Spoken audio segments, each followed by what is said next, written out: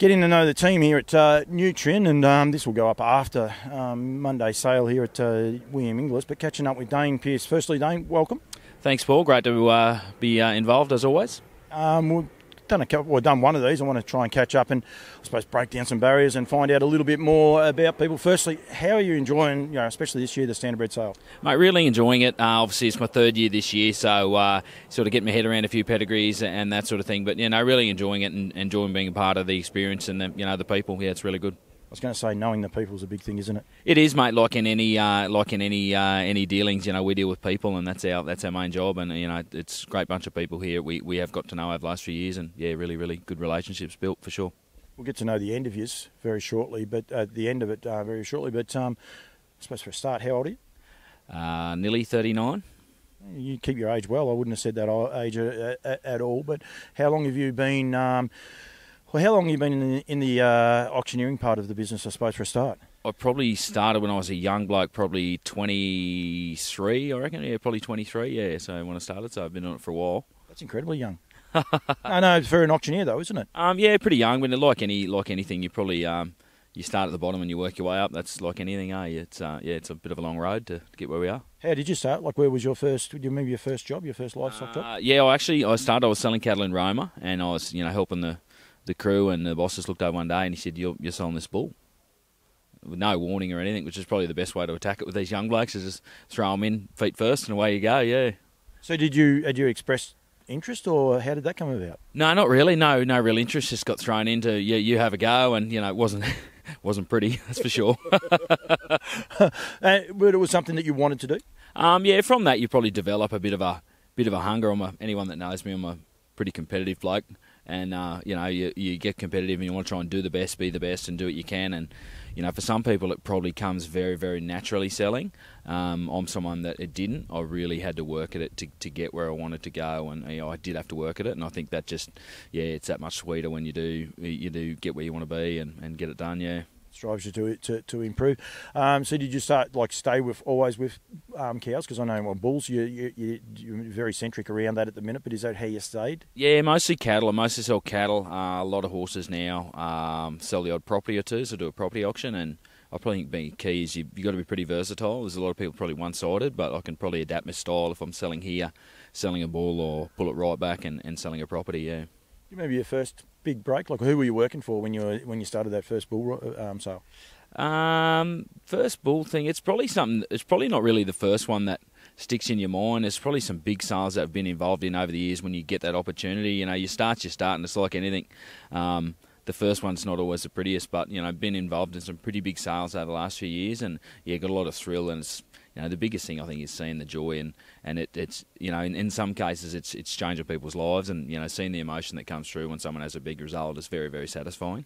Cattle prices last few years have gone through the roof, and it's seen I would imagine there's two sides to that. It'd be great for a seller because all of a sudden you're selling bulls and cows for a lot dearer than you would have been. But with that comes added pressure, and added pressure from big companies, multi-million-dollar companies that want top dollar for their animals. Yeah, and people, no different to Standardbreds, they invest a lot in their product, and there's so much riding on it. They've got to invest big to try and make the money, and we're a part of that. And as the stakes get higher, so does the pressure. That's for sure.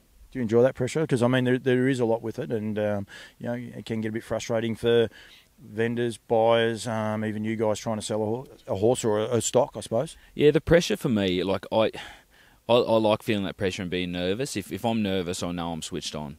And I know I'm switched on, and I don't think there's ever a day when I come in and go, oh yeah, this is going to be easy, away we go, because I think that's, you can be too lax, but the nerves are a good thing for me. It's you're nervous, you're switched on to everything that's going on, and you're where you need to be. You always worked for Nutrien?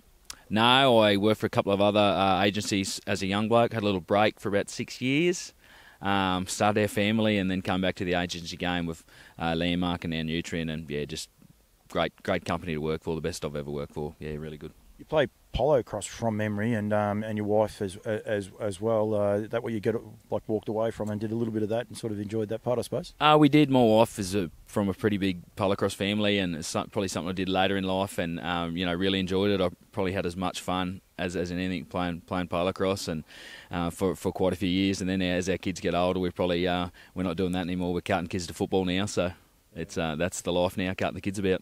all these businesses, they get bigger and bigger. I talk a lot about the camp drafts with Bardo and Nutrien. Everyone associates that with it. But Polo Cross, I think it's Swan Creek? Swan Cup is a big sale as well. And it's grown and grown year after year as well. Yeah, a lot of feedback from people in Queensland that attend and are trying to be a part of the event, and it's another good incentive and just something that we're doing for the equine industry and a different discipline this time in polo cross, which is probably not as high profile as some of these camp drafting events, but it's just good that that they're feeling the love and there's a bit of incentive there for them and their sport. The Nutrien Classic, I talk to a lot of people about it. I tell a lot of the Standardbred people, you've got to get there, and you do. I don't care, watching this, you've got to get there and experience it.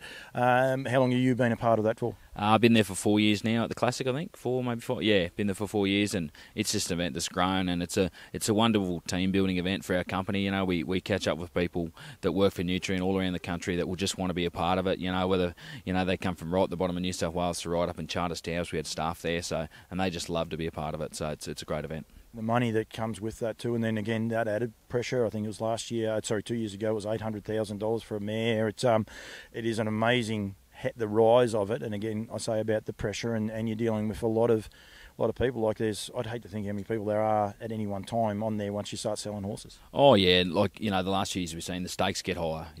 People see what Bad in Black made. Well, I want this, and the stakes get higher, and the pressure, the away we go, and it's our job to try and find that middle ground and get the deal done, and leave with a happy vendor and a happy buyer.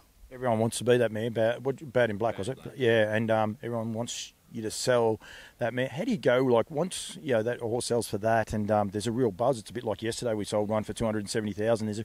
How do you temper the people that turn around and say, well, if that's worth that, mine's worth $400, and in reality it's probably still only worth less than $100? And market expectations are always changing. It wouldn't matter if you're selling cattle, sheep, goats, or horses. The market fluctuates, and at the end of the day, the true price discovery is that auction price in the ring. Do you enjoy that part, trying to temper people? Yeah, I love trying. I love just trying to get that extra bit and get that next one. I think I get a big kick out of that, and trying to will people onto it. I think I'm got a pretty good judge at being able to see when I think people are going to do something and trying to help them in their decision. Put it that way. You're not shy to step outside, I suppose, your comfort zone, and the Standardbreds definitely were. And we're looking at Alabar, and I'm sure Brett Coffey won't mind. You and I we both had a bad run with Always Be Mickey.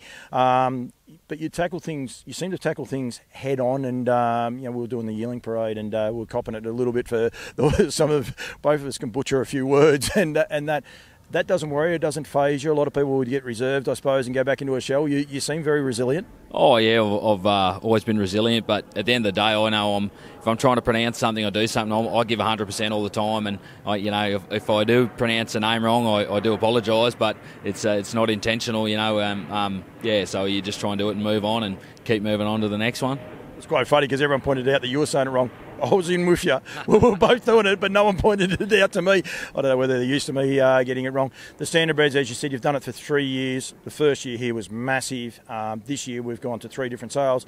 And look, let's be honest, there's been different results for varying people, but are you enjoying it, and I suppose starting to become a true Standardbred person? Yeah, I probably am. I'm a lot more comfortable with some of the breeding and the people, and know what's on the page in front of me now, and you can pick a good page quick, and it's taken a few years, but I appreciate everyone's support that's backed us and backed Nutrien and backed me and Bardo, because we love doing what we're doing, and we're glad to be a part of this industry.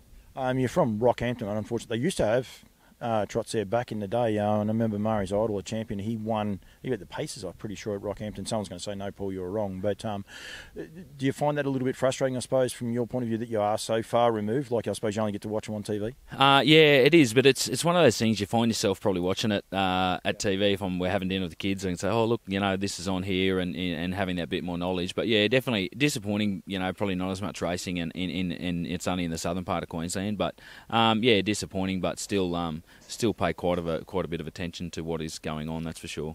All right, mate, we're only about 40 minutes out from the last day here for 2023. I'm going to say thank you. I love working with you. It's a lot of fun. There's a lot of byproducts behind it, and I think the whole Nutrien experience, I think what the guys do here is outstanding, mate. But thanks for just giving us a few little words and a few little updates on yourself, finding out a bit more about you. We'll see you back next year, bigger, brighter than ever. Appreciate it, Paul. Thanks for everything you do too, mate. Thanks, Dane Pearce. You're a champion. Thank you.